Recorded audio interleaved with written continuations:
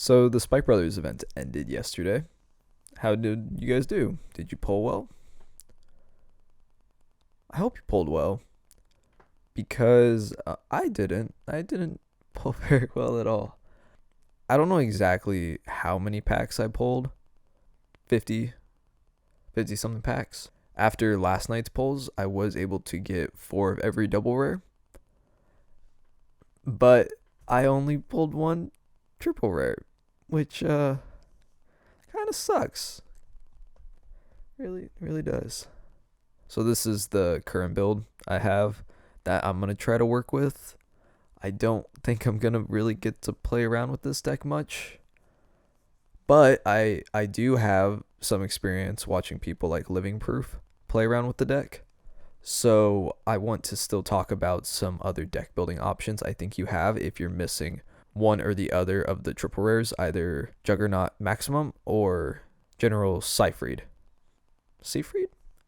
I still don't really know how to pronounce his name. So we're going to try to keep the same goal in mind with both of the decks of trying to have an aggro play style during the battle phase of calling and then having bigger boosters to allow multi-hitting turns.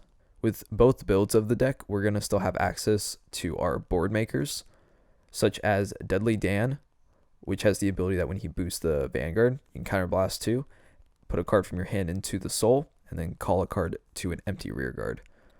The idea here is that after your Vanguard attacks, you're going to then be able to call down a rear guard that's then going to be able to get the boost. Along with Assault Squad Dan will also have access to Skydiver.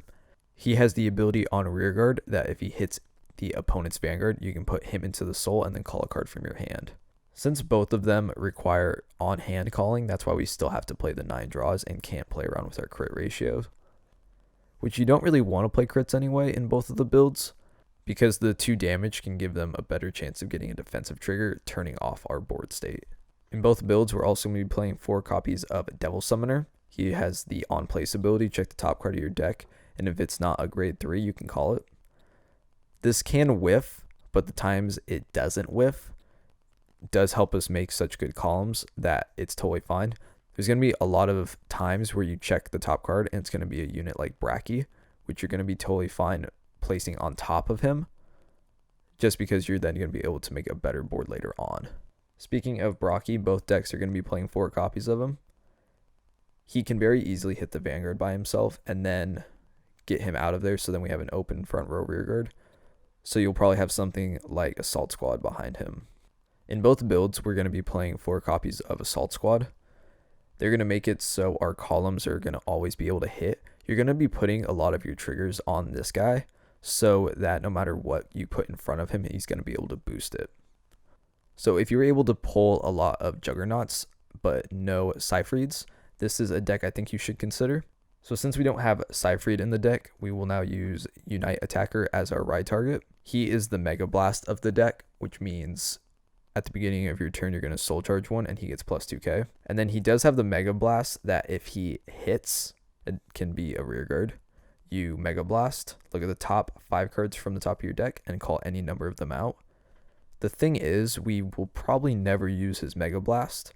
The main reason I like to use him, and well, we're very limited in the grade 3 selection anyway. The thing about having Unite Attacker be our Vanguard is that the deck can sometimes struggle with soul. So having a card that every turn guarantees us a new card in soul means we'll have more resources for the deck to use. This opens up deck building possibilities, allowing us to use Zachary in the deck now. A lot of builds that were based around Seyfried were not running Zachary because they didn't have the soul. But now that we have an additional soul charger every turn, we can now use Zachary. He has a similar ability to Bracky, but instead of getting plus 5k, you get to draw a card. So it does give the deck more flexibility. He is then put to the bottom of the deck at the end of the battle, so it does open up a front row, allowing us to continue our plays. Adding the draw power with Zachary means that we'll have more flexibility to use Mecha Trainer in our searching. Because with Mecha Trainer, you really want to be searching for either your PGs or a Deadly Dan if you haven't found him yet. But now that we have another way of getting cards in our hand, we have a little more flexibility with our searching with him. Having 4 Juggernaut in the deck means that we have our big column hitter, and we also have a recurring heal trigger that can be placed back in the deck so that we have more ways of healing ourselves. So this deck is a little more defensive than the typical one. This is because we can't make boards as easily as a Seyfried deck, but we do have access to a little more soul, which lets us have a little more defensive capabilities for a later game. Now, if you are missing any copies of Juggernaut, and you do have some Seyfrieds though, good for you, by the way, that must be nice.